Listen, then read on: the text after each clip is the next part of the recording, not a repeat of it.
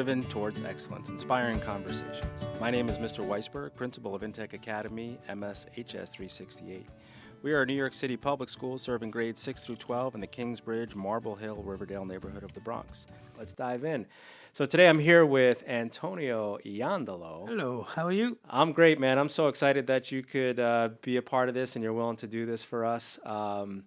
So tell us a little bit about yourself. How'd you get into education? Well, never planned to be into education. It's just something that kind of happened along the way. So after high school, I actually did not go into college. I kind of bounced around a bit, kind of searching, soul searching, and figuring out what I wanted to do with myself. So I guess after 2.5 years of that, I realized I wasn't happy with any of the experiments that I kind of put myself through. And I said, there's got to be something more. So at the time, my girlfriend, who is now my wife, was starting college. And she said, well, why don't you come and give it a shot? I mean, you're not happy doing anything else. And I said, okay, I'll take a ride with you and see what happens. So actually, it turned out that the first semester together was pretty good. And I took an introduction to music course. And music was always already in my life. I had started playing an instrument very, very young. But once I got to college and was inspired by some of the professors, I realized that this is definitely something I should have pursued. I didn't know where it was going to lead to. And even after I graduated, I still didn't have my eyes set on education. So that was something that kind of I was kind of like up against the wall with what do I do with this degree at this point? Yeah. And so one of my professors says, well, why don't you try taking some education courses? And I did, and I liked it, and the rest is history. Long history. Yeah, a very long one, yep. 30 years. That's amazing. Of teaching, yep. So you mentioned some experiments. Any experiments that we can disclose to a family-friendly environment here? Absolutely. Okay. During that time, I think I bounced around from construction to carpentry to food service, even roadieing. I was also, a band member. And we were doing gigs and stuff like that, but nothing was stable. Yeah. Everything was kind of like unfulfilling, actually. So that's what kind of made me pursue going and following, my girlfriend at the time, wife now, to college. So I'm happy I did. I'm happy she actually pushed me to do it. So good to have somebody like that, right? Yeah. She still pushes Our me. North Star. Yeah, that's right. But, music was always something that I grew up loving and appreciating. I still have some really fond memories of like being really young, maybe about 3 years old. I mean, do we remember that far back? Yeah, you can. So that's one of the things. Let's get into that. How did music get into your life? It's funny because the first clear memory I have was probably around 3 years old, and my siblings all woke up every day. We all slept in one bedroom, 4 of us, as a bedroom about this size, actually, and they all were getting up, going to school. And the thing that woke them every day was the alarm clock, radio. Mm-hmm. And I still remember hearing a voice that sounded like this, and it was Wolfman Jack. Oh, Wolfman Jack. Right. Very nice. And so... Wolfman. That's a good impression right there. And the music, it really warmed me. First of all, we lived in the 5th floor apartment, so the apartment was very cold. I remember that. But there was this black chair, kind of looked just like that sat right near the window, and the sun would hit it. So as my siblings left off to school, the radio was playing, and I still remember going to that chair every morning to hear the music and to feel the warmth of the sun as my mother made the beds. Nice. And so that feeling stayed with me. What do the kids call that now? They call it like a core memory. Yeah, core memory. Yeah, burned in. It burned in, literally burned in, because the heat, this black heat, black chair was very warm from the sun. So I still have those memories of that music in the 70s, that the radio personality is Wolfman Jack being probably the one I listened to every morning. That's where my siblings had the radio tuned to. That station and Casey Kasem. I still remember these guys in the morning, and the music was just so warm. There was no boundaries, and there was no, you're a kid, so you don't have any preferences yet. Yeah. You're just listening and absorbing. You're soaking everything in. And I remember hearing those songs, and those became core memories to me, those songs from the 70s, whatever the genre was. It was a pop radio station, so the genres were all mixed in together, disco and rock, and a little bit of like country in there as well. And do you remember who the artists were that were on there? Like the Beatles? Absolutely. A lot of like Elton John was playing in the morning at that time. Billy Joel. Prince was on there? Not yet. Okay. Prince then and the 80s, that whole generation thing was definitely something I felt like I was part of in the 80s. But Eric Clapton and all those guys.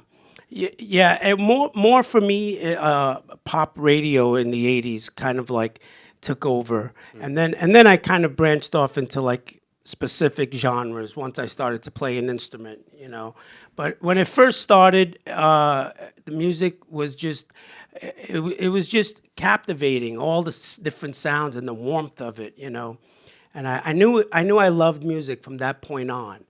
And then I remember my older brother and my sister coming home from middle school, right? And I still was home. I was still under 5 years old, so we didn't start kindergarten.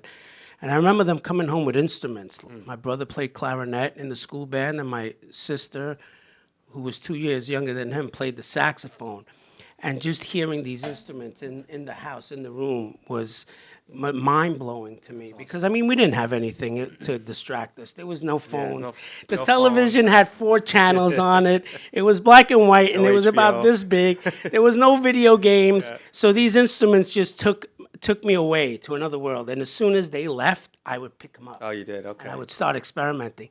And my brother had a stereo with a record player and a couple of albums, and I was warned never to touch them. Of course, right. Don't ever Don't touch scratch the his albums. records, yeah. Yeah, and of course, as soon as he left, I literally, when the door closed, I would get that album and I'd put it on and play it over and over and over. And then I learned how to make my own recording of the album. Oh, nice. You took a little cassette radio, you played the album and pressed record. That's how you got all the best songs off the radio, too. Yes, and that's how Make our own mixtapes, That's right. So so that's how music played a role in my youth, and I still remember them coming home and practicing, and eventually we went to a concert one night in the middle school where my brother and sister performed it was Junior High School 45 here in the Bronx, next to the White Castle, which I used to brag to everyone, I think this is the first White Castle ever. I'm not sure if it is. It's on Fordham Road right there next to Roosevelt. It might be the first White Castle, but that's what I used to brag. Well, no one out there in the internet is going to look that up, so I'm sure it's still true. Yeah, it's still true. You're right. But I remember going to that concert that night and just like saying, I have to be part of that. I can't wait to get to that point where I'm part of that. So I just kind of fast forwarding my life right to like middle school. So you had to wait till middle school to really get your own instrument to kind of play? Right, but there were broken instruments in the closets. There was a broken guitar, which had like 4 strings, which became then the first instrument I played because the guitar had 6 strings. But being that this one had 2 broken strings, I said, okay, well then I'll play bass. Okay. So I made that guitar like a small bass, and I started to figure out songs, and the old method way where you put the needle, listen, stopped it, and then tried to figure it out. It took forever, but that was kind of like my way of trying to play an instrument without being taught. Yeah. Or just experimenting on my own. There was also a broken flute in the house. So I couldn't get a sound out of that at all. You have a recorder also? No No recorders. No. So yeah, that was it. That was my kind of introduction to music and to like want to play music, and my desire to be a musician started there at that very early age. And then you got the history of how I then became a teacher. Yeah. So I mean, So if you kind of think about your teaching career, 30 years, what's the fondest memory that comes to mind?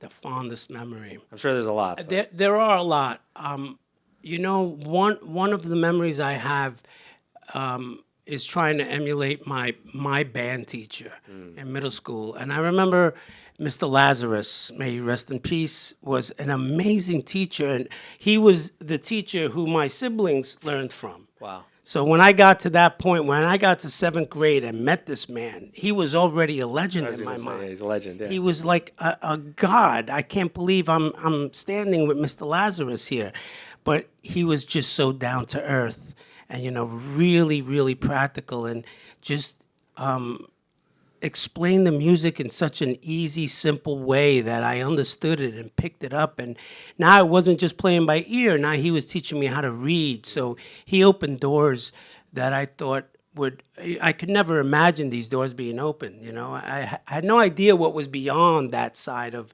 music. And so he had certain ways of teaching. He was really good with kids, and he had certain things he would say during the class. And I remember coming here, being a teacher, I said, I'm going to try to act this out like Laz would.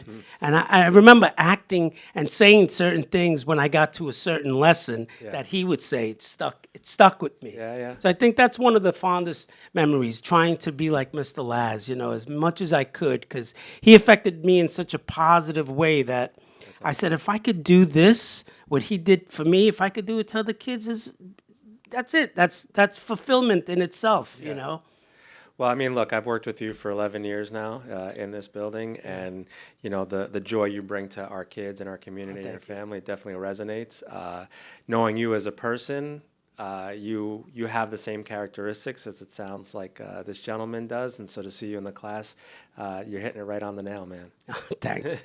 I mean, that's a compliment, because Laz was, to me, probably the biggest inspiration to try to pursue music. And so after Laz, I also went to Christopher Columbus High School, and there was a really good music teacher there as well, Miss LeBoy, Carmen LeBoy. She was fantastic as well, and had a positive influence on me and as well. So I don't know why I didn't pursue music education after having two great educators. Yeah. It was just kind of like I had been going to school every day, and school wasn't my thing, so music is what kept me there. Yeah, yeah. So that's a thing I learned with a lot of the kids today. There's something they're good at. Absolutely. And there's something they come here for every day, and some maybe excel in science and math and music, or the drama class or after school activities, but it's something that's keeping their interest, For me, it was music, and I stuck it out because of that. So once 12th grade hit, I was like, okay, I'm done with school. Thank you. I don't want to go back. And then it's a stepping stone. You have to experiment and see what's out there to know that you do belong there. You need to be taken away from something For sure. to see how important it is in your life, And so once that was out of my life, I realized I need it back in. So I'm glad it happened the way it did, It was a learning experience. I think that's important, right? And that's something we talk to our kids about, our students, there's no straight trajectory in anyone's life, right? And so the ups and downs are important to learn from those peaks and valleys of how you're applying it. My parents are both retired educators, and they were very insistent that education, be a good job, and I fought them tooth and nail. So I didn't have the same, straight trajectory to get here. But you're right. Once I found it 20 years ago, I love it. No looking back. Right. When you think of your first day of being on the job, do you remember it? I do remember my first day. What was that like? Very scary. I'll tell you. For you or the kids? For me,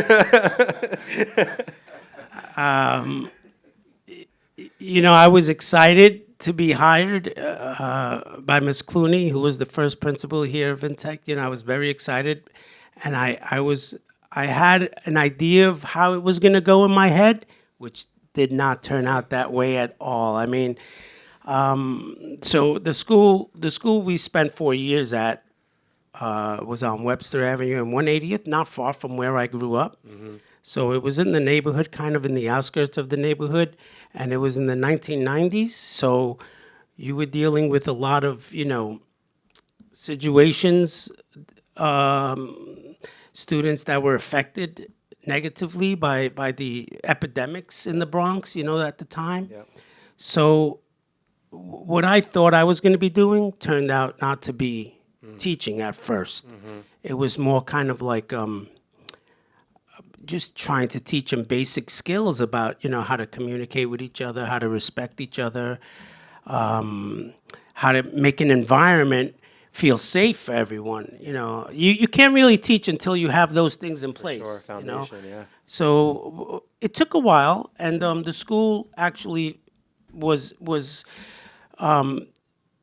it was called a SIR school at the time. It was a school under reconstruction. So when Miss Clooney got it as a principal, she was given a timeline of 4 years to change the environment and change the scores, the testing scores. So she kind of hired a lot of new teachers, me being one of them, and we really became a close-knit team, and we were on a mission.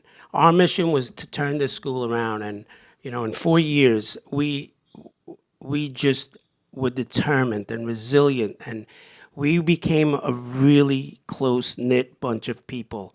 I mean, I can't explain how these people are still in my life today, We worked together, we bonded, we helped each other. We would sacrifice lunch periods and prep periods to go in and assist each other with classes that were difficult. And, after 4 years, we really made a difference. The school was a completely different place. It was a place that we actually felt like, okay, I love going to work.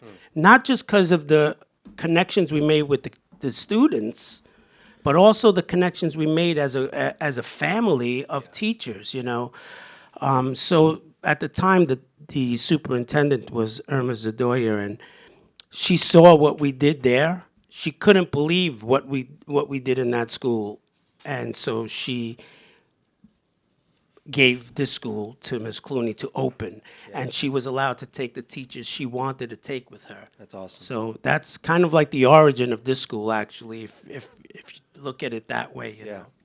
So you're in a unique situation. Not many staff are in a position in New York City to really start a school from the ground up, right? To watch the building actually be built. That's right. So what does that mean to you? I mean, it wasn't an easy road, I'll tell you that, because once we were given this building, it was 4 years waiting for the construction of it. It started out as Intech Academy, but we were housed in the basement of Whitehall, which is up there in Riverdale. And so we had 8 classrooms in the basement of a building. Wow. Yep. And I remember my classroom was the cafeteria. So in the morning, the kids would meet there, or just 6th grade, because we were starting the school from ground up. Yep. So we had about 180 6th graders in the cafeteria, very small cafeteria. And as soon as the bell rang, they went off to class, and me and the 2 lunch ladies, we would fold up the tables, mop the floors, put my chairs out, put my stands out, and boom, I'd be ready to teach band. And I had to do that 4 periods in a row because lunch period was 5th and 6th. Oh my. And as soon as that 4th period ended, gotta the do kids it. went out. We'd assemble it and make it look like a cafeteria again. And then, my teaching wasn't over. My teaching band was over after 4th period. Then the kids would have lunch 5th and 6th, and then they would have to be walked over to 141 for gym. And so I would walk them over, and I would assist the gym teachers there as well, and then walk them back. And that was my day for 4 years. Right. So it was a lot of milk cleanup, peanut butter cleanup, and walking. I was in the best shape of my life. I would walk. See, once we expanded into 7th grade, we didn't fit in Whitehall anymore. So our 6th graders were in Whitehall, but our 7th graders were in 141. Wow. So I would teach the sixth graders after assembling the cafeteria. Then I'd go pick up the seventh graders, bring them to the cafeteria, teach them, bring them back to 141, and then get back in time to help the lunch ladies make it look like a lunchroom, and then take my sixth graders back over there to gym. And so for 4 years, I was kind of like, this room better be nice when that building is finished, because I am done here. Yeah. So sure enough, 4 years of that paid off. What's the rating on the room here? I love the room here. I mean, it's my second home. It's just a beautiful place. I got it. It was like opening the doors of Eden. It was like, wow, it's finally here. I have a room. Yeah. And it was beautiful. It took me a long time to get used to it. My legs would automatically walk every day. Sometimes you see me walk in the hallways. Yeah. It's just because I'm used to walking. To get the steps in. Right. That's awesome. It was fun. It was a really, it was a great adventure. It really was. So, how do you make magic happen in your classroom? How do you make music come alive? The kids really do it. I just facilitate, give them a really good environment. I try my best to give them a really good environment to want to express themselves. It's a really fine line. You have to be stern, right? But they can't fear you because they won't express themselves musically. They have to feel comfortable enough where they like you to show you who they really are, but not take advantage of you. It took me a long time to learn that, because I used to want to be like, all right, that's enough talking. We have to do, that's not the approach. The approach is they have to want to play for you. They have to want to like playing, Took a long time for me to understand that. But once I saw that they do better expressing themselves when they feel comfortable and safe to do so. Yeah. And so that then makes the magic happen. Because then the kids are like, nothing I do in here is going to be wrong. Yeah. Whatever I do here is good. He likes it. It's Practice, cool. practice. Right. So we practice. They play. I give them my input. Most of the times they like it. They agree with it, and we make the music happen. And as they get older and they learn, they stay with me for the whole time, for the most part, that they're here, from sixth grade to 12th. So there's almost no, getting reacquainted with someone. It happens as soon as they come back. They remember where they left off, and they just start getting right to work. So, that's kind of how the magic happens. Yeah. You make it seem effortless now. I've joked with you a few years ago. I don't know if you remember. There was a time I needed a quiet space to do work, and I got into your room, and you thought I was there for an observation. And I literally just needed a quiet space, even though there were all the band playing and squeaks, and the music is peaceful. So it's a nice environment. Yeah. Thank you. Yeah. When you think of 30 years, right, of teaching music, art. Arts are typically first on the chopping block, and you've sustained and thrived. What do you think contributes to that success? Yeah. There were times where I thought the program did suffer a few times during the 30 years. I guess being resilient, and not giving up, and being determined, and having a good work ethic where you have to kind of like weather out the rough times. There were some rough times. There were times when the band was, couldn't happen because of some other requirements or classes, scheduling. But I always found a way to get the kids to express themselves. Even during that time, we would focus then on after-school programs. We would do talent shows, and so the kids still got to play and express themselves. And I think then when so it never really left, but it did leave, but never really left. It just came back in another form. Yeah. And then it was reinstated again, the band program. So it managed good. Luckily, it survived. Yeah. So it takes a lot of people. It takes help from everyone. parents, administrators, programmers. It's not an easy thing to get these kids that want to be in music into music. A lot of competing factors. There's a lot of competing factors and time restrictions and classes that they need, and so there's got to be a lot of flexibility with everyone and a vision. Yeah. The vision to see it happen. I mean, speaking of vision, I think the first principal, Ms. Clooney, who also was a graduate of MS 45. So we went to the same school. And in fact, her chorus teacher was still there when I was a student there. Oh, wow. So we had a connection immediately. But Ms. Clooney knew what the arts meant to schools. Yeah. And so she was a big supporter of me and the program. And without her, I don't think it would have survived. She pushed for it and saw that I was dedicated to it and gave me the resources. And then that kind of trickled on to all the other administrators that took over after her. Awesome. So it takes a lot. It takes a lot. So you get kids in 6th grade. You got your different grade level bands. You have your high school band. 50, 60 kids in the high school band? High school currently has 87. So small band. So High school's 87 pretty students big, yeah. playing various instruments. How do you get them from learning basics? Because maybe there's a student like you that didn't really get introduced to it until 6th grade, right? Or 5th grade or middle school, right? And so you're taking a blank slate, and then by the time they leave here, because they can try to stay in the band the whole time, I mean, the high school band, the kids sound like professional, players, right? You could close your eyes and imagine any concert hall and not realize that these are high school students playing. So how do you make that all happen? It all starts with the foundation. If you get them in the 6th grade and you teach them how to read, teach them how to respect the instrument, give them and expose them to different styles of music, see what they like, see what fits, get them motivated to want to play something. You have to really listen to what the kids are listening to. Yeah. And what they like and what they respond to, the genres they grew up with, and they give you all the answers for that. My job is to just make sure that I'm teaching them how to read music so that they can continue to grow. That's the thing. You don't want instant satisfaction. You don't want to say, okay, put your finger here, put your finger here. Those are the first 2 notes. Now memorize that.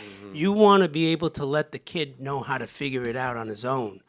Once he has the tools where he doesn't need you to figure something out, that's when he's growing. Yeah. That's when he's starting to say, oh, I can figure this out on my own just based on what I learned previous, So you're not making them robots. You're teaching them how to read and how to hear music in a different way, not as a whole, but breaking it down into little sections and seeing where they fit into that, listening to everyone else and seeing how they fit in. And once they know and they have those skills and tools, then they want to learn harder music.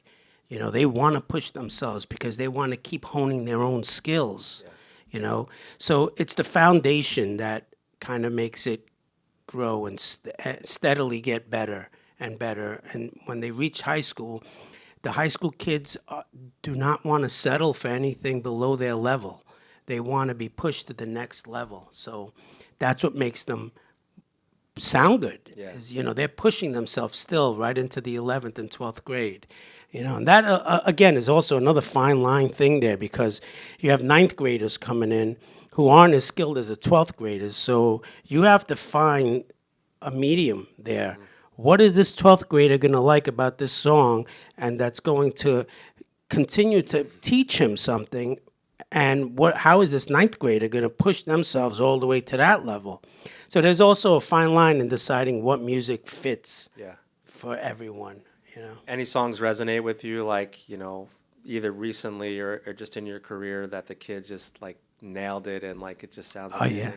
Anything I do by Michael Jackson, they love. I don't know. Throughout time. So do I. Yeah, Yeah. Michael's great, man. Yeah. I mean, they all can relate to that somehow. Their parents listen to it. They still hear it. Yeah. The social media these things are great for old music, especially 80s music. 80s music seems to never die, Yeah.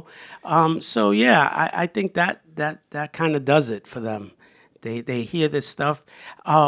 Michael Jackson, also they like music from movies. Yeah. I found that like anything Disney, they love.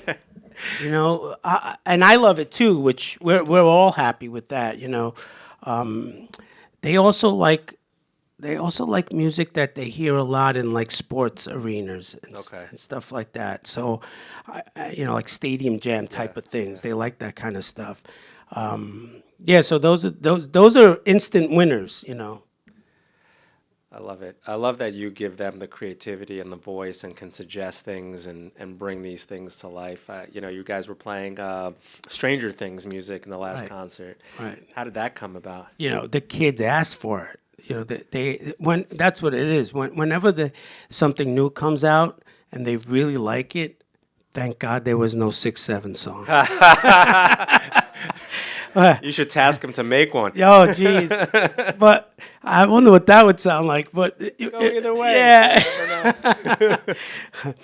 Yeah. When the new stuff comes out and they really like it, it's hard for me to say no. I just want to get them, whatever to get them to motivate. play, right? Exactly. Sometimes they'll see, wow, that was really too easy for us. It's okay, It's good to experiment, but yeah.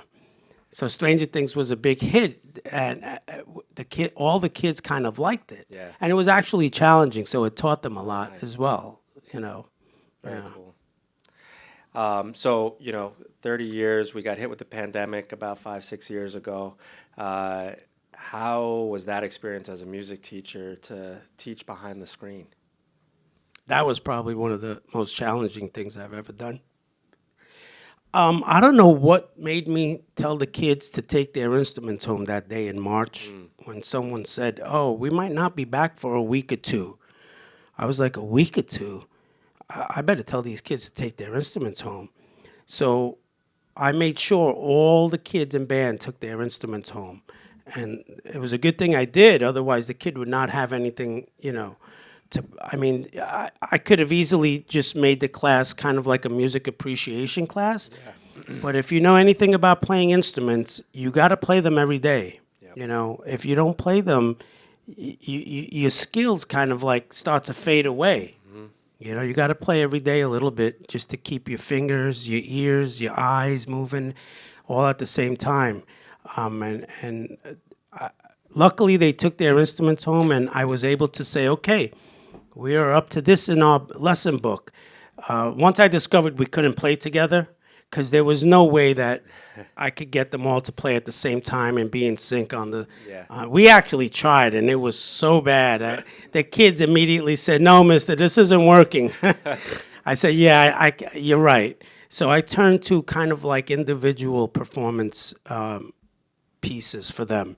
So I would record myself playing the music that I wanted them to play. I would put it on the Google Classroom, and then they would have a source to listen to it, plus then I would upload the sheet music, and then they would practice it, and then I would do this thing that on Thursday we were live. I would call it Live Thursday. And so every kid would come on ready to play the piece that they were assigned for the week. Oh, that's cool. Yeah. So they still got to hear each other. You got to hear them. We all, yep, and we would critique each other's playing and say what we could do better and how it worked and who needs more work and who did it beautifully. We would all contribute to that. So it was fun for after we kind of got past the awkwardness of it. Yeah. It was very awkward playing your instrument into a camera. Yeah, by yourself. By yourself, yeah. Right. But we got past it, and it worked. It worked. So you got your first day of school as a new teacher. We're teaching in the 90s in the Bronx. First few years are tough. And then COVID. Where does all that rank in terms of the most challenging part of your career? Or is there something else that we missed? The most challenging part of the career was starting the program. Yeah. There was nothing. And so I had a model. The model was Mr. Lazarus's band class in my head. And I took that model and said, okay, I know what I wanted to kind of look and sound like. So I'm going to propose it. And, you know, Miss Clooney bought it. She said, okay, let's do it. Being herself a chorus girl from middle school 45, she took a chance, you know, and, you know, financially it wasn't cheap for her at the time. I don't know how the funding was, but somehow she managed to get instruments in the school. She managed to get my program to reflect one that looks like a band. Again, I gave her the model of Mr. Lazarus's program. I said, this is how we did it in our middle school. And she said, let's do it here too. And so we did it. And I remember she was sitting right next to me for the first concert in that school there over on 180th and Webster. She was sitting there. She was like, I can't believe these kids are playing instruments. And there it was. You know, music has no boundaries.